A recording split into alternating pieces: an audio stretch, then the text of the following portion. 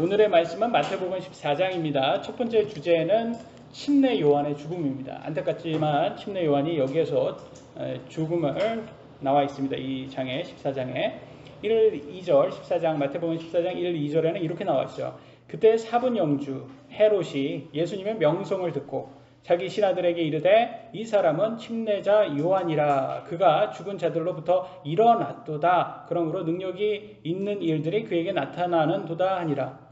그러니까 침례자 요한이 죽고 나서 그가 부활한 게 그게 예수가 아니냐, 예수가 아니냐라면서 헤롯이 그렇게 말합니다. 이 사분 영주라는 것은 말 그대로 4분의 1을 통치한다.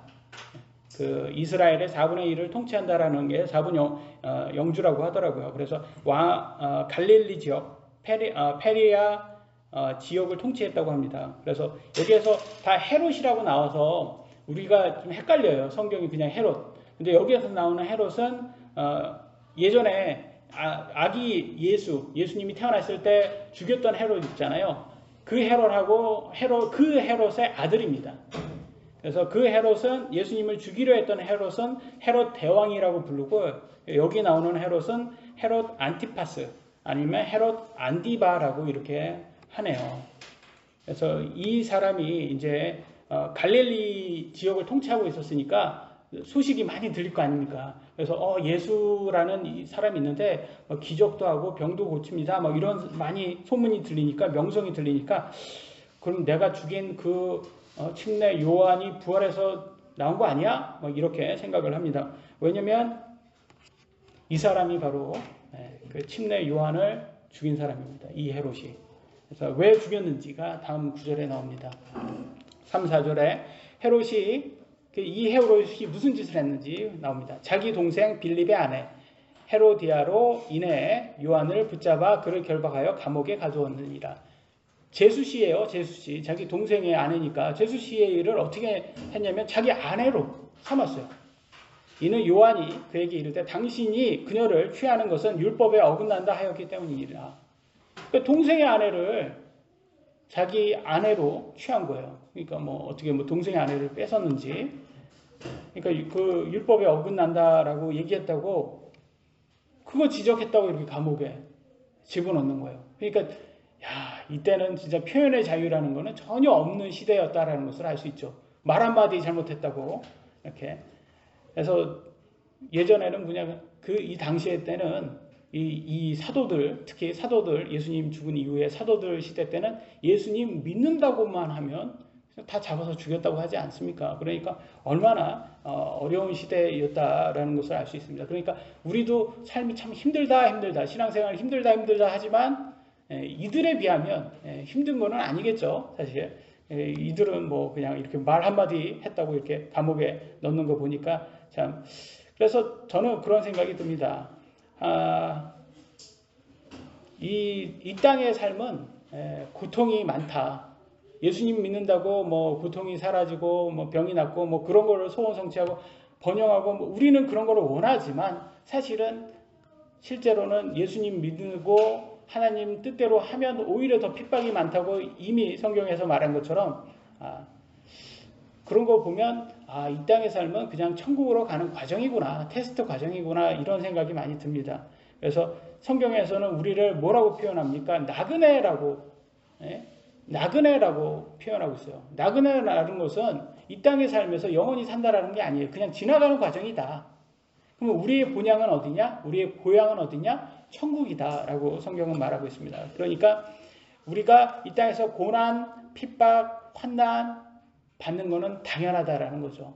그러니까 이것이 우리가 굉장히 무슨 큰 실수를 했거나 죄를 졌거나 그래서 당하는 게 아니라 당연한 거다. 그래서 우리는 항상 하나님의 은혜와 긍휼을 계속 구해야 되는 거예요.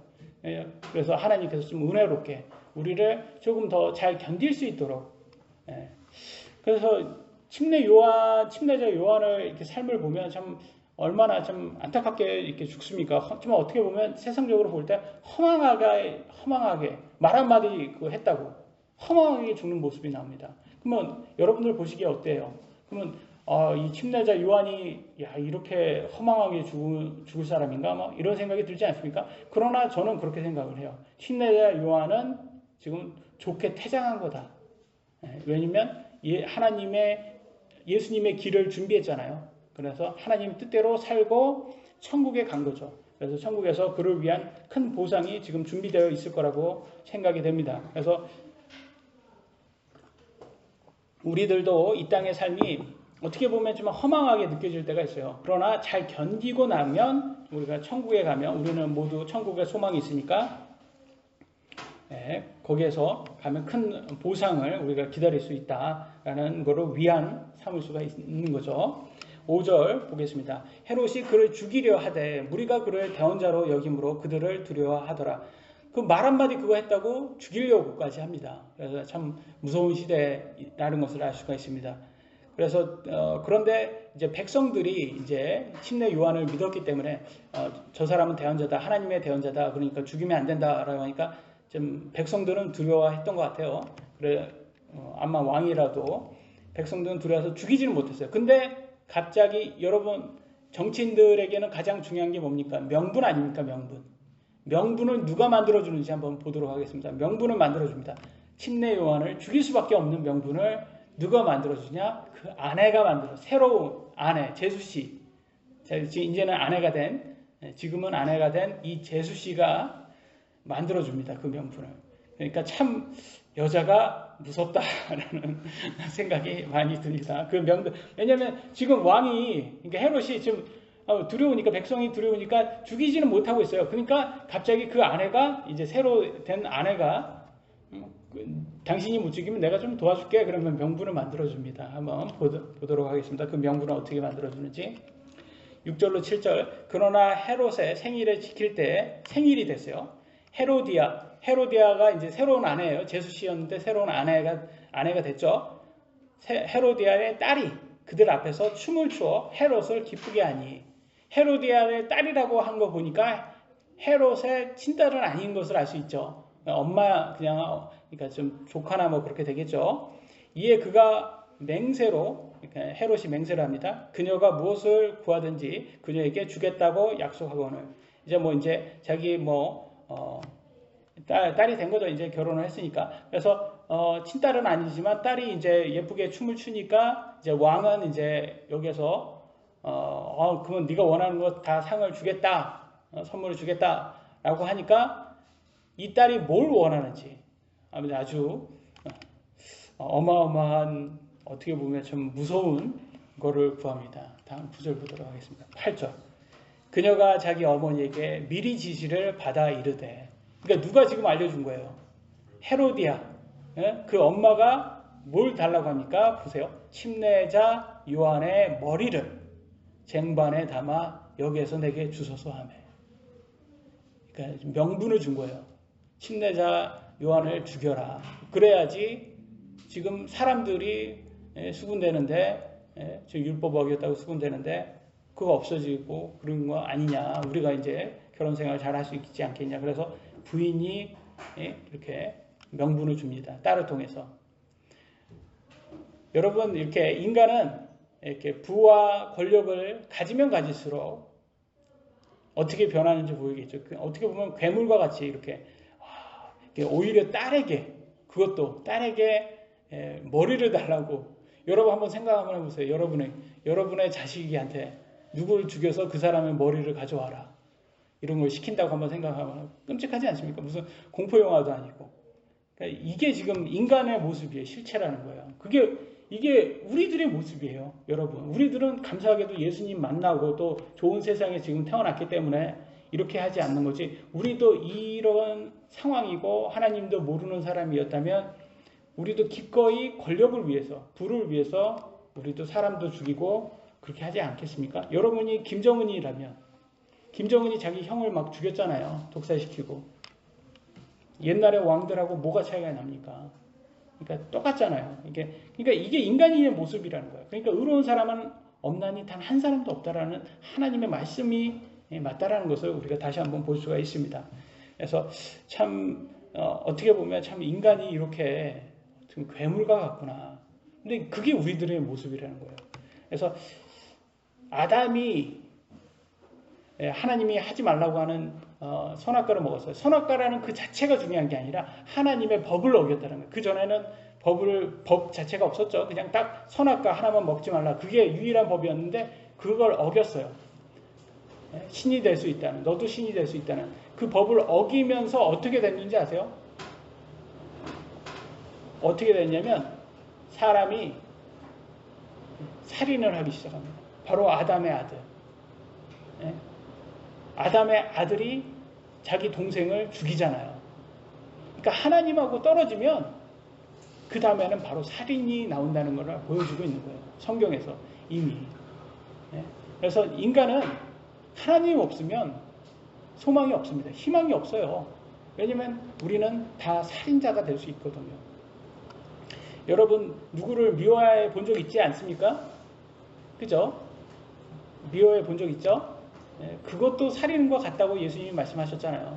그러니까 우리는 능력이 없어서 사실 죽이지 못했던 거지, 우리가 권력이 있었다면 충분히 우리도 그렇게 할 거라는 거죠. 그러니까 인간에 대해서 여러분 너무 많이 큰 기대를 하지 마세요. 우리는 다 똑같은 존재입니다. 그러니까 누굴 정죄할 필요도 없고 우리가 그런 존재구나 라는 거죠. 그러니까 역시 예수님이 십자가에서 죽어서 우리 죄를 씻었기 때문에 우리가 천국에 가는 거지, 우리가 의로워서 천국에 가는 게 아니구나 라는 걸 볼 수가 있습니다. 9절로 11절에 보면 이렇게 나옵니다. 왕이 근심하였으나, 이 근심했다는 건 헤롯이 왜 근심했겠습니까? 그러니까 백성들이 좀 약간 두려웠던 거죠. 근데 이제 명분이 생긴 거예요. 그럼에도 불구하고 맹세한 것과 자기와 함께 음식 앞에 앉은 자들로 인하여, 앉은 자들은 누굴까요? 헤롯하고 같이 바로 귀족들입니다. 백성이 중요해요? 귀족이 중요합니까? 왕의 입장에서는 귀족이 더 중요하죠. 왜냐면 여기에서 지금 위신이 떨어지면 안 되잖아요. 왕인데 말 한마디 자기가 뱉었는데 여기에서 떨어지면 안 되잖아요. 그러니까 이걸 알고 헤로디아라는 그 여자가 그걸 알고 왕이 이렇게 했을 때는 이거는 거절을 못한다 라는 걸 알고 조종을 한 거죠, 남편을. 그러니까 참 여자가 죄송합니다. 여자가 무섭다. 그러니까 참 여자가 무섭다라는 생각이 들죠. 그러니까 남자도 무섭고 여자도 무섭고 다 똑같다라는 것을 볼 수가 있습니다. 그래서 음식 앞에 앉은 자들로 인하여 머리를, 침례자 요한의 머리죠, 그녀에게 주라고 명령하고 사람을 보내어 감옥에서 요한의 목을 베게 하고는 그의 머리를 쟁반에 담아 그 소녀에게 주니 그녀가 그것을 자기 어머니에게 가져가니라. 그래서 침례자 요한은 이렇게 죽습니다. 좀 험하게 느껴지지 않습니까, 여러분? 근데 괜찮아요. 왜냐하면 가만히 있어도 늙어 죽습니다. 목이 잘려 죽던, 가만히 있어서 늙어 죽던, 죽는 건 똑같아요. 매한가지예요, 여러분. 죽음을 피할 길은 없어요. 이 육신은 우리의 천국에 데려가지 못합니다. 근데 우리의 혼이 문제인 거죠. 우리 혼이 천국에 가는 거가 가장 중요하죠. 그래서 저는 정말 헤로디아라는 이 여자를 보면 이 권력욕이 많은 여자들에게 나오는 것이 다 이런 것이, 하나님의 백성들, 대언자들을 이렇게 죽이려고 하는 이 어떻게 보면 악녀와 같은 이런 모습이 누구가 구약에서 누구가 생각나면 이세벨이라는 여자가 생각이 납니다. 이세벨은 어떻게 보면 그 아합이라는 가장 북이스라엘의 가장 악한 왕의 아내였어요. 근데 그 여자가 지금 아합도 어떻게 더 좀 조종하고 막 그렇게 해서 더 악하게 만든 여자였는데, 그 여자가 바로 하나님의 대언자 엘리야도 죽인다고 그렇게 큰 소리 치는 모습이 나옵니다. 그 구절에 열왕기상 19장 2절에 이렇게 나옵니다. 이에 이세벨이 사자를 엘리야에게 보내어 이르되 내가 내일 이맘때까지 너의 생명을 그들 중에 한 사람의 생명과 같게 하지 아니하면, 그들은 누구냐면 바알의 제사장들이었어요. 다 죽은 사람들이에요. 그러니까 너도 그들처럼 내가 죽일 거다라고 하는 거예요. 아니하면 신들이 내게 벌을 내리고 더욱 더 내리기를 원하노라 하므로, 이세벨은 바알을 섬기는 우상 숭배자였어요. 그런데 이 엘리야가 이렇게 바알의 제사장들을 다 죽였어요. 그러니까 화가 난 거예요. 네가 감히 나의 신의 제사장들을 죽여? 너도 내가 너를 죽일 거야. 그러니까 이세벨은 여전히 권력이 있었죠. 그러니까 엘리야는 하나님한테 삐져요. 예? 제가 이렇게 해가지고 바알 제사장들 다 이렇게 제거하고 그랬는데 여전히 이세벨은 저 시퍼렇게 눈을 떠서 저를 죽이려고 합니다. 그러면서 엘리야가 삐집니다. 그러니까 저는 이걸 보면서 무슨 어떤 생각이 드느냐면, 여러분 악한 사람 있잖아요. 만약에 김정은 같이 악한 사람의 목을 벤다. 그러면 여러분 어떻게 북한이 나아질 것 같아요? 아니면 또 다른 김정은이라는 존재가 나올까요? 그죠? 후자겠죠. 그러니까 사람을 죽인다고 사람이 더 나아지지는 않습니다. 그리고 이게 프랑스 혁명에서 이미 알려졌어요. 프랑스 혁명에서 사람을 죽여라 그래서 단두대에서 목을 다 뱄어요. 그러니까 알고 보니까 그 왕까지도 자기가 그걸 만든 왕까지도 목이 베었어요.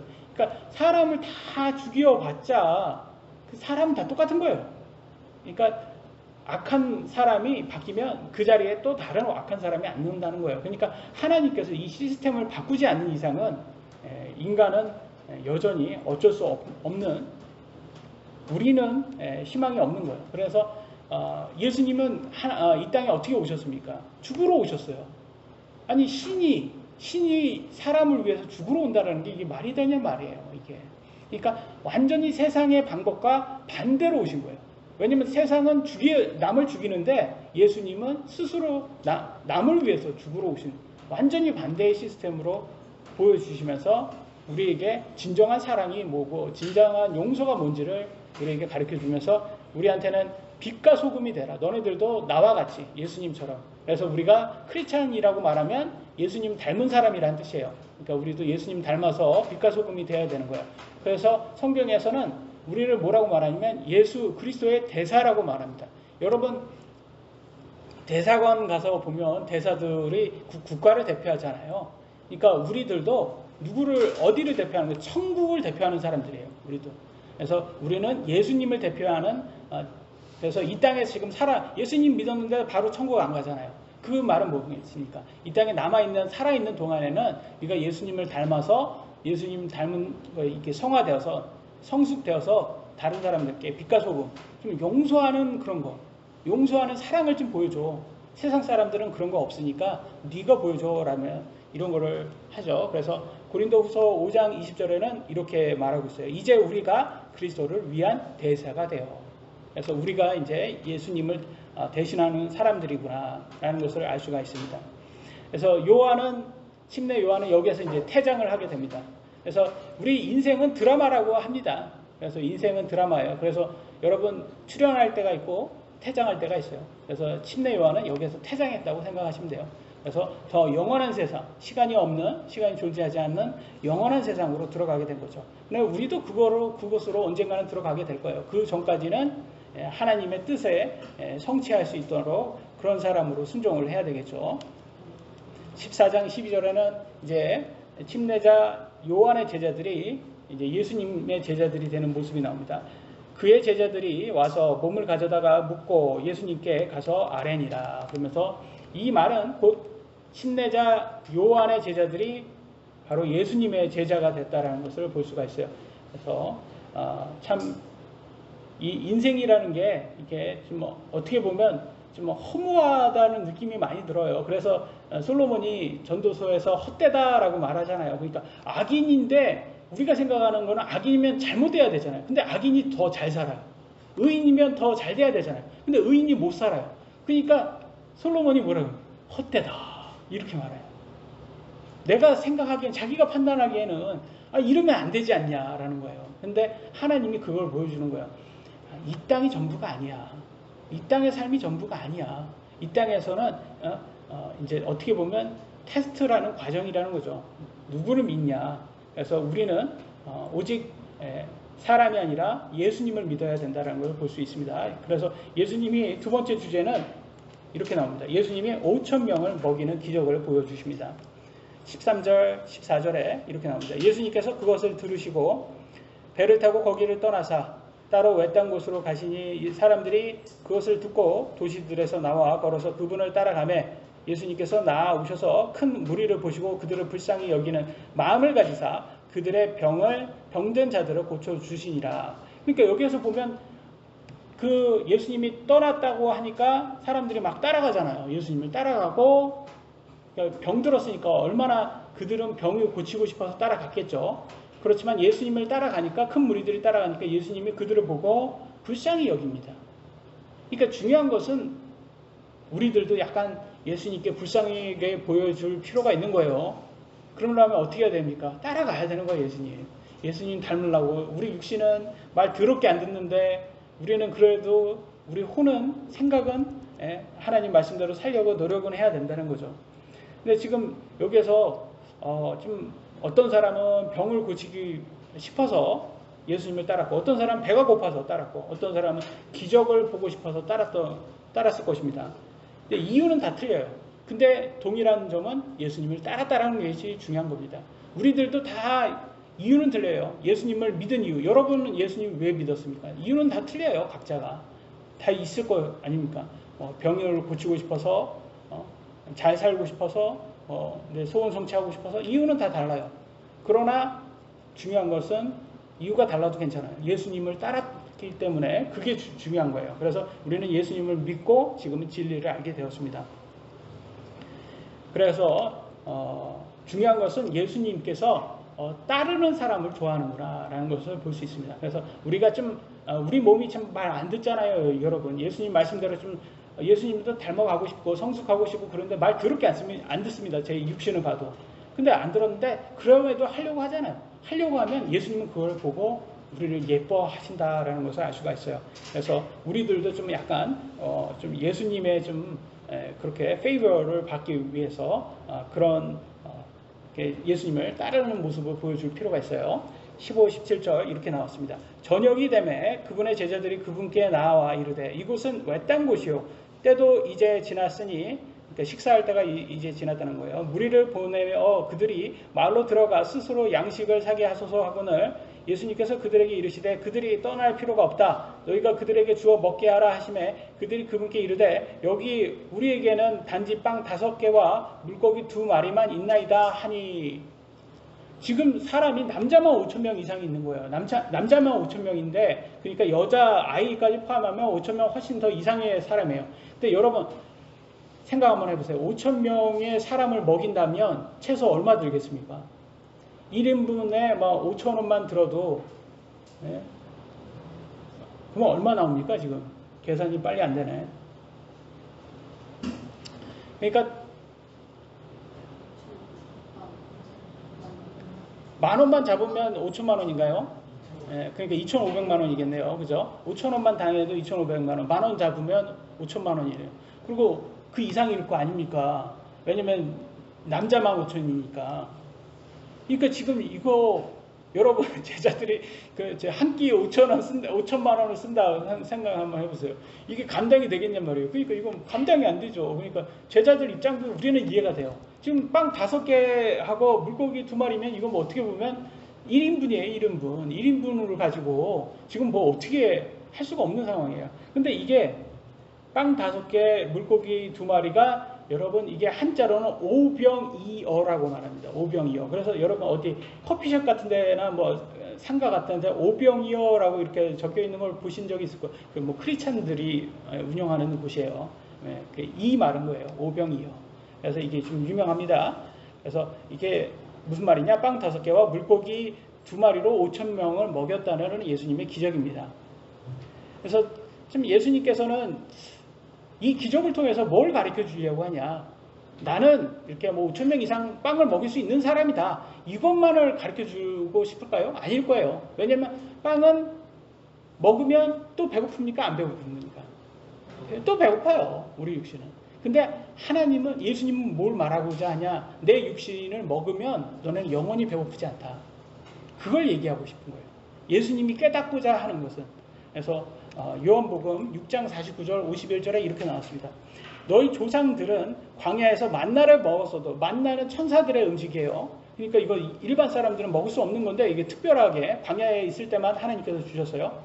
만나를 먹었어도 죽었거니와. 만나가 영원한 음식이 아니었다는 거예요. 천사의 음식이라도. 나는 하늘로부터 내려온 살아있는 빵이니. 예수님이 빵이라고 보통 자신을 이렇게 비유합니다. 이 사람이 이 빵을 먹으면 영원히 살리라. 예수님을 먹으면 영원히 산대요. 예수님 먹는다는 표현은 이건 비유죠. 믿으면이라고 해석이 하면 되겠죠. 내가 주고자 하는 빵은 그 세상의 생명을 위해 내가 주고자 하는 내 살이로다 하시니라. 자기 살을 준다는 거예요. 그 어디에서 주겠습니까? 십자가에서 준다는 거예요. 예수님께서 십자가에서 자기의 살을 주셨잖아요. 우리의 죄를 위해서 죽으시면서 그 살을 뭘로 비유합니까? 빵으로 비유했어요. 자기의 몸을 빵으로 비유해서 나를 먹는 사람, 곧 나를 믿는 사람은 영원히 사는 빵을 먹은 것과 같다라고 표현을 한 겁니다. 여러분 그렇지 않습니까? 식욕, 우리의 식욕을 만족할 수 있을까요? 여러분 소고기 맛있잖아요. 소고기 처음 딱 먹을 때 처음 먹는 고기가 제일 맛있지 않습니까? 배고플 때. 근데 두 번째 먹을 때, 세 번째 먹을 때는 참 먹다가 이제 배가 좀 차면 그때부터 맛이 없게 되더라고요. 근데 다 소화가 됐어요. 그다음부터는 이제 식욕도 없고 그러면 그때 주면 그때 또 밥 누가 주면 그때부터는 이거는 곤욕이에요, 곤욕. 배부르는데 여러분 더 먹으라고 한번 해보세요. 군대 가면 여러분 그걸로 일부러 힘들게 만드는 사람들도 있다고 해요. 이거 좀 이거 배부른 사람한테 더 주면. 그러니까 이 식욕이라는 것은 영원한 만족이 없어요. 그래서 우리는 영원한 생명인 우리의 예수님, 빵으로 비유한 이 예수님을 믿어야지만 영원히 사는구나 라는 것을 배울 수가 있는 기적이라는 거죠. 14장 18절로 19절 그분께서 이르시되 그것들을 이리로 내게 가져오라 하시매 무리에게 명령하사 잔디에 앉게 하시고 빵 5개와 물고기 2마리를 취하사 하늘을 우러러 보시며 축복하시고 빵을 떼어 자기 제자들에게 주시매 제자들이 무리에게 주니 그래서 다 먹었습니다. 그래서 5,000명이 다 먹는 구절이 다음 구절에 나옵니다.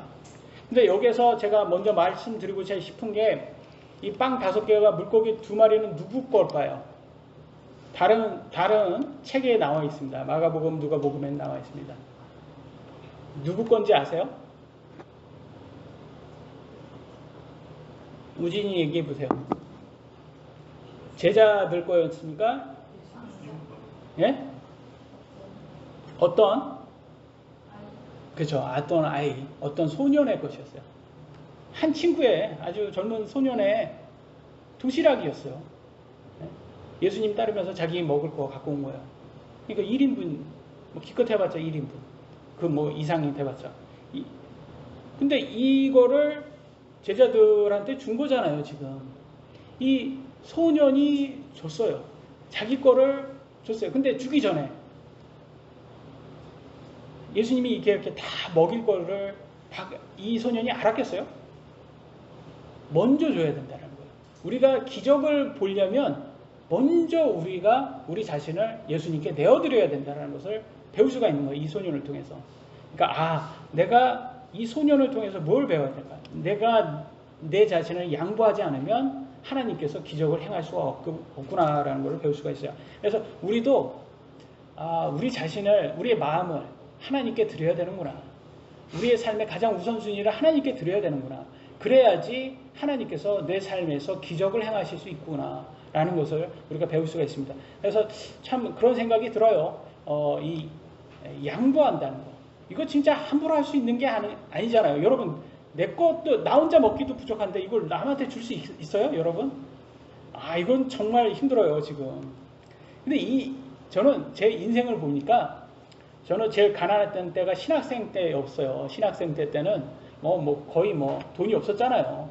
그러니까 굉장히 돈이 없어서 어떻게 하든 더 아껴서 살고. 그래서 지금은 지금 약간 패턴, 습관화 돼가지고 지금은 아껴서 사는 게 좋아서 지금은 훨씬 더 풍요로워졌지만 제 육신은 여전히 만족을 모르더라고요. 그러니까 그러면서 다시 한번 생각하는 게 그러면 세상에서 가장 부자는 만족이 있을까? 여러분 놀라지 마세요. 재벌들도 우울증 약을 먹는다고 합니다. 네, 재벌들도 우울증 약을 먹는다고 해요. 그건 만족이 있다라는 거 없다라는 거예요. 없다라는 거예요, 여러분. 그래서 역시 우리 육신은 소망이 없구나. 그래서 저는 이 구절이 너무나 좀 와닿는 것 같아요. 로마서 7장 24절 25절 한번 보겠습니다. 사도 바울이 이렇게 말합니다. 오 나는 비참한 사람이로다. 내 육신은 너무 비참하다는 거예요. 내가 지금 하나님의 사역을 좀 하고 싶은데 내 육신은 맨날 이거 뭐 죄만 좋아하고 막 그러다는 거예요. 말 그렇게 안 된다는 거예요. 이 사망의 몸에서 누가 나를 건져내려. 자기가 자기를 한번 연구해 봤더니 자기 육신은 너무 죄를 좋아하고 나는 죄를 짓고 싶지 않은데 내 육신은 너무 죄를 좋아하는 거예요. 그래서 25절 예수 그리스도 우리 주를 통하여 내가 하나님께 감사하노라. 그러니까 내가 잘해서 구원받은 게 아니구나. 내 육신을 보니까 내가 행위 구원으로는 전혀 구원받을 수가 없는데 그런 사람인데 예수님을 통해서 내가 구원을 받았구나. 그래서 하나님께 감사하다라는 말입니다. 왜냐하면 내 육신을 보면 비참해요. 만족도 모르고 암만 풍요롭게 해도 만족도 모르고 맨날 똑같습니다. 죄만 좋아하고. 그래서 이렇게 결론을 내립니다. 그런즉 이와 같이 내 자신이 생각으로는 내 혼은 그래요. 예수님을 안 후에는 우리 세 사람은 하나님의 법을 섬기되 우리는 여러분 어때요? 예수님 알고 나서 예수님 믿고 나서는 예수님 말씀처럼 살고 싶지 않습니까? 그죠? 여러분 생각은 근데 육신으로는 죄의 법을 섬기노라. 근데 여러분 육신은 어때요? 여전히 죄를 좋아합니다. 여전히 옛날의 죄를 탐하고 옛날에 그런 것들을 좋아하고 세상에 있었던 즐겼던 것들 술이라든지 뭐 그런 걸 여전히 그런 거를 원해요. 돈 그런 걸 여전히 쾌락 그런 걸 여전히 원해요. 그러면 너무 한심한 거예요. 육신을 보면 이 육신이 한심하다. 그러니까 비참하다. 나는. 근데 사도 바울도 이렇게 비참하다고 말하면 우리는 어떻게 명함도 못 내미죠. 그러니까 우리도 뭘 할 수 있는 거야? 그래서 행위 구원은 불가능하구나. 우리는 은혜로 구원받았구나. 예수님을 통해서 은혜로 구원받았기 때문에 하나님께 감사해야 되는구나. 라는 것을 배울 수가 있습니다. 그래서 우리가 이 기적을 통해서 뭘 배워야 되냐? 하나님께 먼저 양보해야 된다. 예수님께 양보해야 된다. 우리 자신까지도, 우리 마음까지도 다 이 한 소년처럼 내 거는 먼저 양보하는 마음을 줘야 된다. 근데 내 스스로는 할 수 없다. 성령님의 도움 받아야 된다. 하나님께 은혜를 구해야 되는구나 라는 걸 볼 수 있습니다. 그러면 뭘 보여주시냐? 기적을 보여주신다는 걸 보여줍니다. 마태복음 14장 20절로 21절 그들이 다 먹고 배를 채우고 남은 조각을 12바구니에 가득 거두었더라. 먹은 자들은 여자들과 아이들 외에 5,000명쯤의 남자들이더라. 그러니까 5,000명 이상이라는 거예요. 남자만 5,000명이니까 아이와 여자들까지 포함하면 5,000명 이상. 그러니까 지금 1인당 10,000원씩 따지면 5천만 원 이상이라는 걸 알 수 있죠. 대단한 거 아닙니까? 여기에 12바구니 남았으니까 아마 이 소년에게는 아마 여기서 꽤 많이 주지 않았을 거예요. 이 바구니에 그러니까 한 12개의 빵이 아니에요. 12바구니예요. 그러니까 한 바구니에 빵이 몇 개 들어있는지 몰라요. 바구니를 준 거 보니까 그러니까 여기에서 빵 몇 개를 줬겠습니까? 이 소년에게. 제가 보기에는 많이 줬을 거예요. 예? 자기가 내준 거 이상으로 많이 받았을 거예요. 그러지 않았습니까? 그래서 우리도 여러분 뭐 기적을 보고 싶다면 여러분 먼저 희생을 해야 된다는 거예요. 근데 그거를 우리가 하지 않고 예수님이 먼저 보여주신 거예요. 예수님께서 이 땅에 오셔서 우리를 위해서 십자가에 희생하셨잖아요. 그걸 보여주시면서 우리에게 이게 바로 용서고 사랑이야 라고 보여주셨잖아요. 그러니까 우리들도 뭘 하라는 거예요? 이걸 하라는 거예요. 누구한테? 이웃들에게 이거를 하라는 거예요. 그러면 여러분 하실 수 있어요? 없어요? 힘들죠.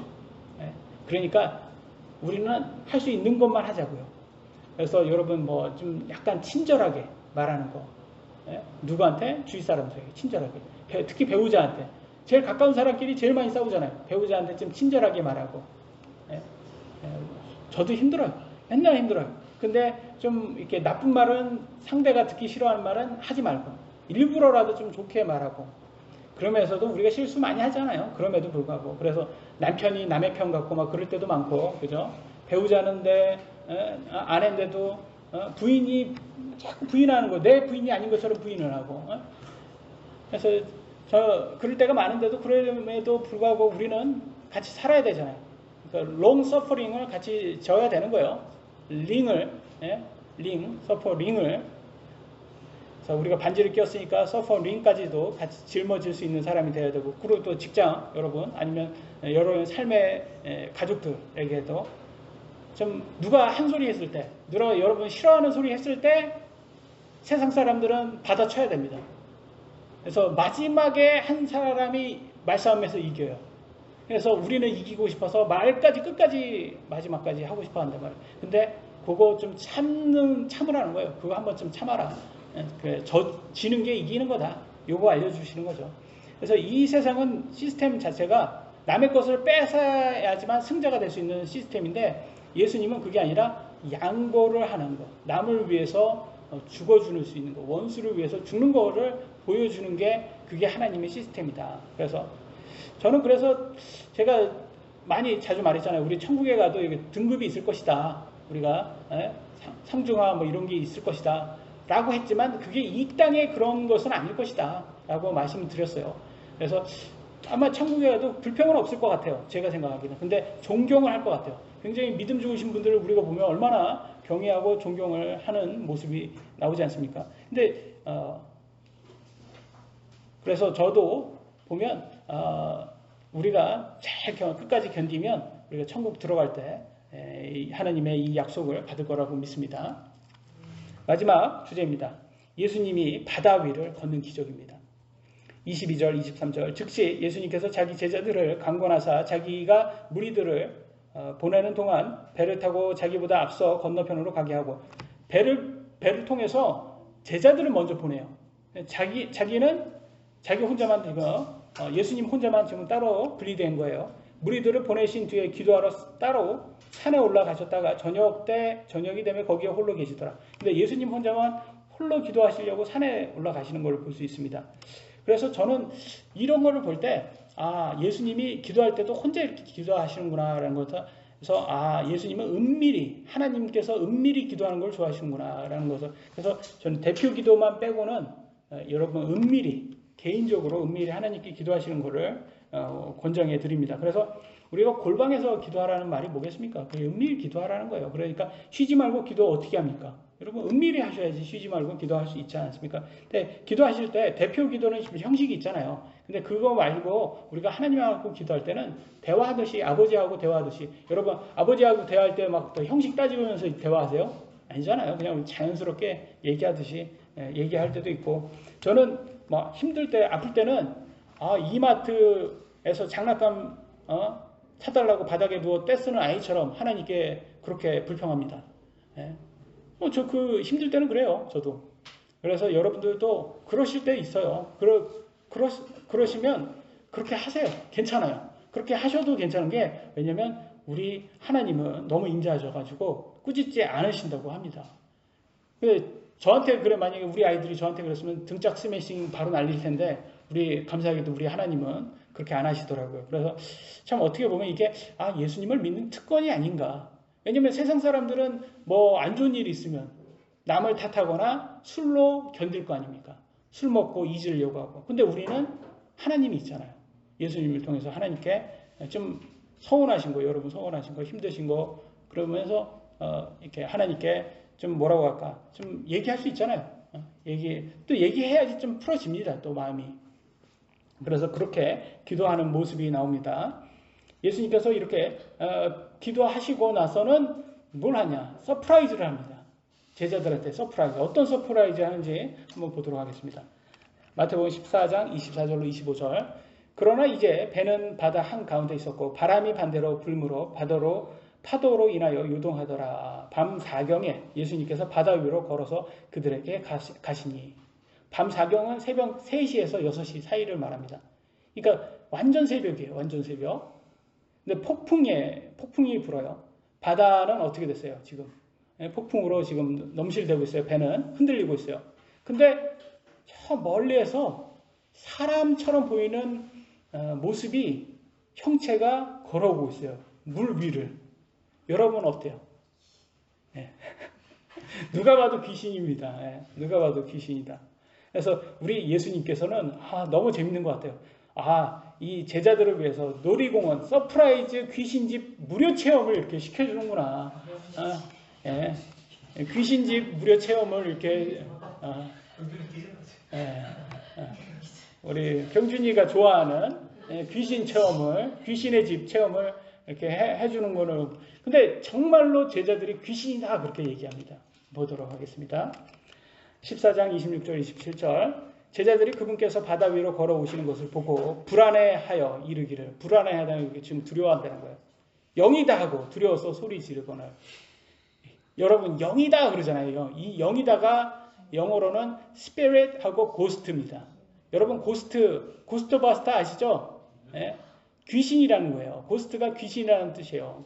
그래서 우리나라 말은 귀신 그러면 사람의 죽은 넋이에요. 넋, 혼이라는 뜻인데, 근데 성경적으로는 사람은 죽으면 우리 혼은 지옥이나 천국으로 바로 가기 때문에 이 세상에 돌아다니는 이 혼은 사람이 아니라 천사 영이에요. 아니면 마귀의 영이에요. 이 세상에 돌아다니는 귀신은 마귀의 영이다. 천사나 마귀의 영이다라는 것을 알 수가 있어요. 그래서 여기에서 영이다라는 말은 다른 뜻으로 귀신이다라는 뜻으로 해석하시면 됩니다. 근데 사람의 혼이 아니라 마귀죠. 그러니까 예수님 말합니다. 27절. 즉시 예수님께서 그들에게 말씀하여 이르시되 안심하라 나니 두려워하지 말라 하시니라.